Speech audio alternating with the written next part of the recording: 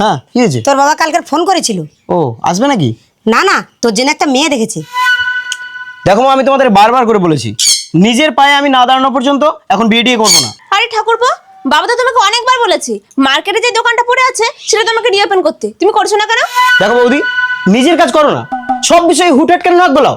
নিজের স্বামীকে সামলাতে পারে না, সে আবার আমাকে বোঝাতে এসছে যত সব। বৌমা, তুমি ওর কথায় কিছু মনে করো না। আমার ছোট ছেলেটা একটু রক চোটা মতন, কি করবো বলো তো? কি আর করবেন, ছেলেকে আশকারা দিন দিয়ে দিয়েই তো এমনি খারাপ করে দিয়েছেন। এই জন্য না আপনার বড় ছেলের সাথে ওর হয় না।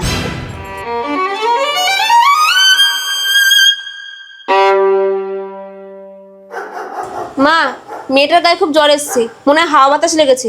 তুমি একটু নাগরদোলা পাতা নিয়ে আসো না তালবাগান থেকে।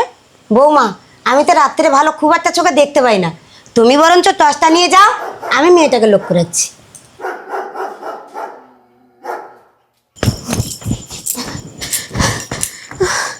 মা, মা, শিগগিরই বাইরে বেরিয়ে আসেন। কি হলো কি বৌমা? মা, ঠাকুরপো। ঠাকুরপো? ঠাকুরপো কি? মা,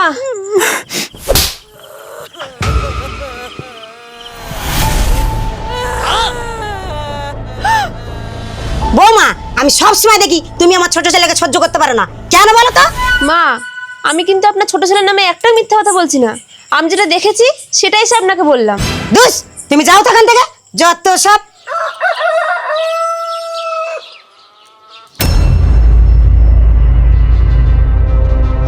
এটা ছোট কোকার জামা না?